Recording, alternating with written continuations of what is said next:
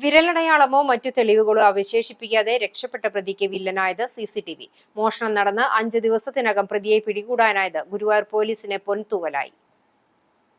നാടിനെ നടുക്കിയ മോഷണം നടന്ന ശേഷം ഗുരുവായൂർ പോലീസ് ഇരുട്ടിൽ തപ്പാതെ മേഖലയിലെ CCTV ക്യാമറകൾ പരക്കെ പരിശോധിക്കുകയായിരുന്നു. ക്ഷേത്രത്തിൽ CCTV ഇല്ലാത്തതിനാൽ മേഖലയിലെ 50ഓളം CCTVകൾ പോലീസ് പരിശോധിച്ചു.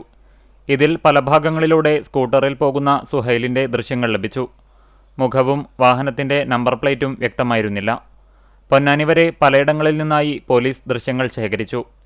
സമാനമായ കുറ്റകൃത്യം ചെയ്ത 50ലധികം പേരെ കേന്ദ്രീകരിച്ചും അടുത്തിടെ ജയിലിൽ നിന്നിറങ്ങിയവരെ കേന്ദ്രീകരിച്ചും നടത്തിയ അന്വേഷണം ചെന്നെത്തിയത് സുഹൈലിലായിരുന്നു.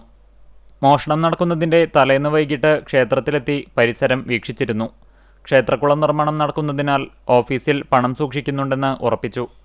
പിറ്റേന്ന് ക്ഷേത്രത്തിന് പുറകിലെ വഴിയിലൂടെ രാത്രി 1:30യോടെയാണ് മോഷണം നടത്തിയത്. 3:30യോടെ പുറത്തിറങ്ങി കിലോമീറ്ററുകൾ ചുറ്റിത്തിരിഞ്ഞ് മറ്റൊരു വഴിയിലൂടെ രക്ഷപ്പെട്ടു. വിരലടയാളം പതിക്കാതിരിക്കാൻ കയ്യുറ ധരിച്ചിരുന്നു. ക്ഷേത്രത്തിൽ നിന്ന് തന്നെയാണ് മോഷണത്തിനാവശ്യമായ ആയുധങ്ങളെടുത്തതും. തെളിവുകളൊന്നും അവശേഷിപ്പിക്കാതെ രക്ഷപ്പെട്ടെങ്കിലും പോലീസിന്റെ ശാസ്ത്രീയമായ അന്വേഷണത്തിൽ കൃത്യമായ കൈകളിൽ വിലങ്ങ് വീഴുകയായിരുന്നു.